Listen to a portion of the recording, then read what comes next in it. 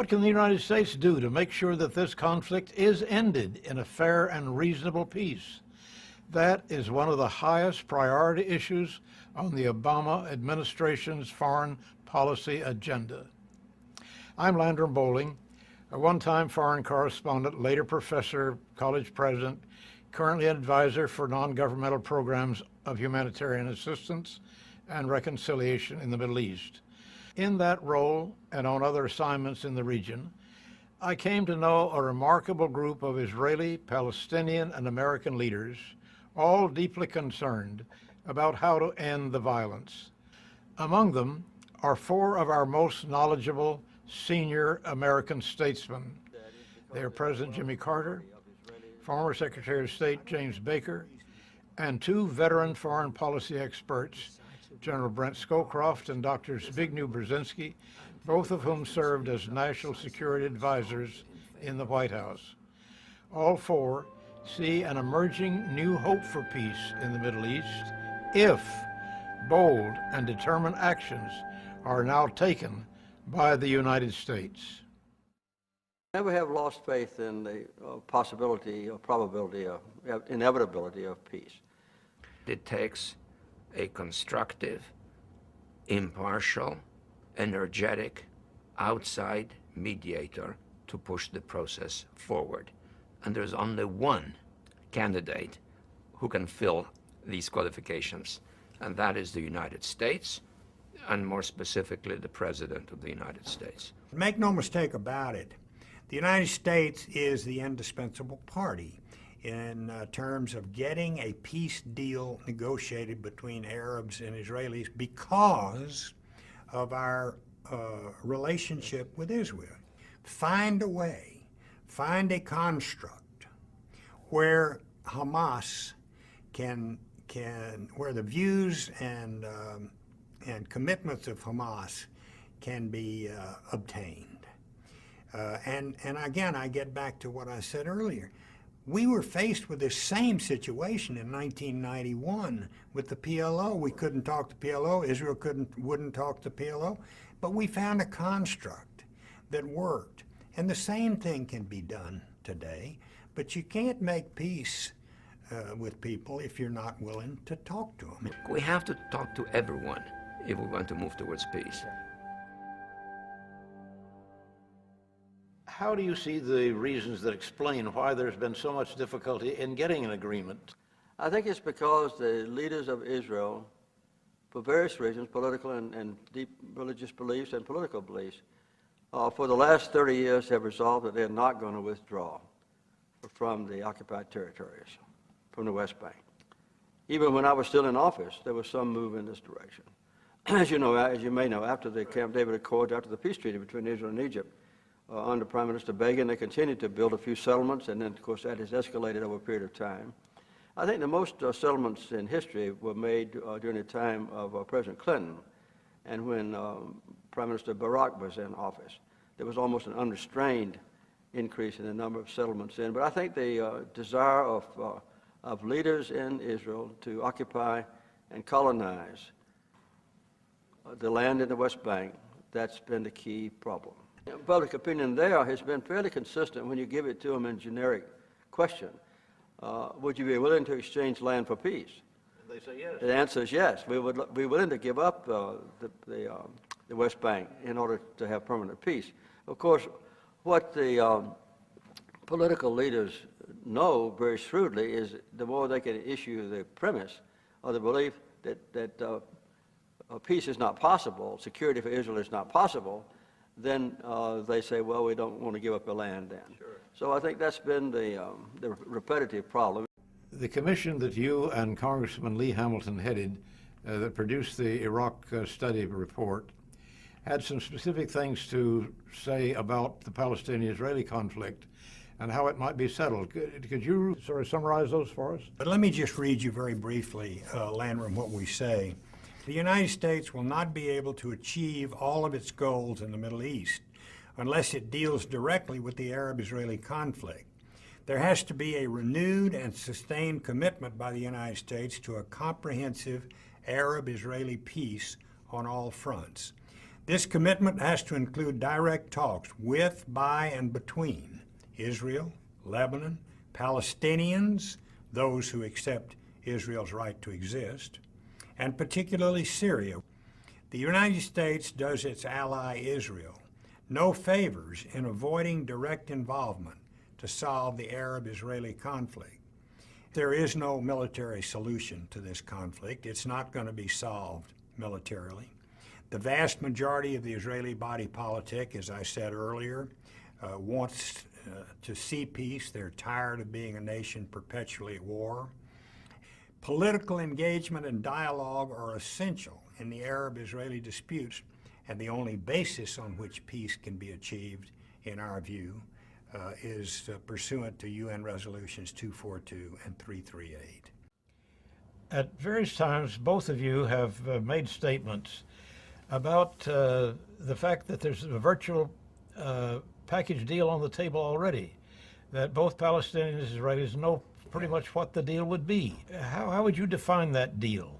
Well, you know, by the end of the Clinton administration, the Taba Accords had set out basically the four major areas of contention: 67 borders,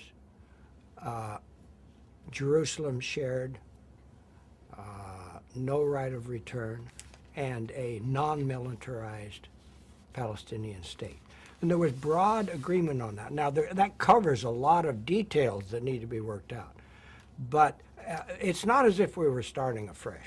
If you look at the Geneva proposal, yes. If you look at the policies of the International Quartet, if you look at the U.S. Government official policies, and if you look at the international orders issued from the Security Council resolutions, and if you look at the unanimous decision of the Arab countries to offer Israel peace, they're all exactly the same. It will be two states living side by side in peace and hopefully security and peace. Right. There will be many of the settlements that have been built in the areas immediately surrounding Jerusalem will be retained by the Israelis. Palestinians will be given an equal amount of land elsewhere to make up for the loss of that territory. The Palestinians will have some place in or close to Jerusalem that they could claim as their capital. The right of return will end up being, in my view, a right to return to the Palestinian state, and there will be compensation for lands that have been taken. And both sides have had the chance to discuss this at length. At length. But no one from the outside, at the level that we're talking about, namely the President of the United States, has been willing to take the bit in his teeth and say, this is the position of the United States. And incidentally, if he says that, it will not be just the position of the United States. I would be willing to bet you, Andrew, I would be willing to bet you a lot of money that almost every country in the world would endorse it. Including the Arabs. Well, of course the Arabs, but the Asians and Latin Americans and Europeans. And this is one of the reasons the president needs to step up and say this is the American proposal, so that the Palestinians can go back, the Palestinian leadership can go back to people, the Israeli leadership can go back and say, you know, this is not exactly what we would want, but the Americans made us do it. Right. Yep. You've talked about the fact that a package deal would be supported by governments all over the world, including the Arabs. Now, some time ago, the New York Times ran a full-page ad sponsored by Arab governments saying that they were prepared to make a complete and solid peace with Israel. Do you think this is a sincere proposal the Arabs have put forward? Look, I don't care if it's sincere or not sincere. The fact is, if the United States came out with what Brent and I are talking about, they would back it, and that's what's important. What's in their heads or in their hearts, look, one can speculate, but it's not constructive. And there is an Arab proposal that was made first in 2002, but has since been reiterated by King Abdullah of Saudi Arabia, that if there is a deal, that the Arab states will recognize Israel, normalize relationships with Israel.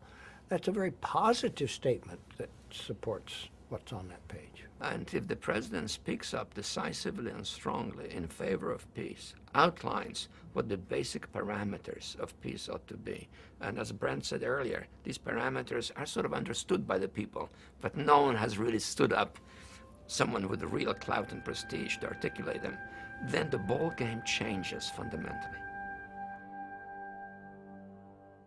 How do you see the role of the President of the United States now? What advice would you give President Obama?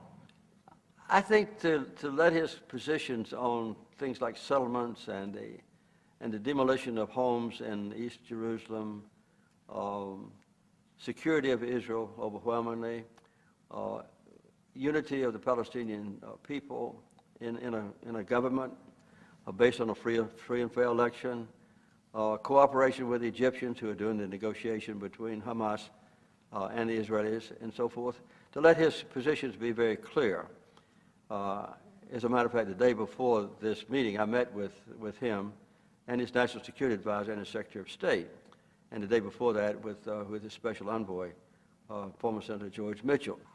And I think they're feeling their way along very cautiously, but I think with determination to help bring about every possible opportunity for peace. With respect to the position that the Obama administration has taken thus far on the Arab-Israeli dispute, I'm encouraged, because they have begun to engage in what looks to me to be a hands-on and aggressive way at the beginning of their administration.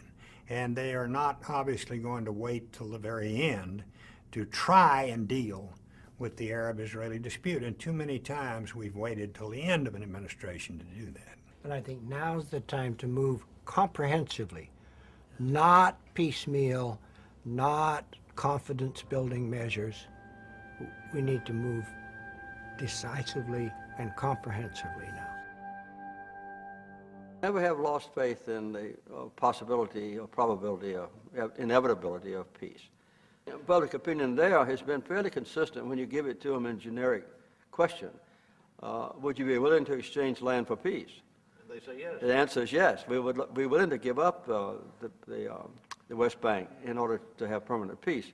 Of course, what the political leaders know very shrewdly is the more they can issue the premise or the belief that peace is not possible, security for Israel is not possible, then they say, well, we don't want to give up the land then. Sure. So I think that's been the repetitive problem.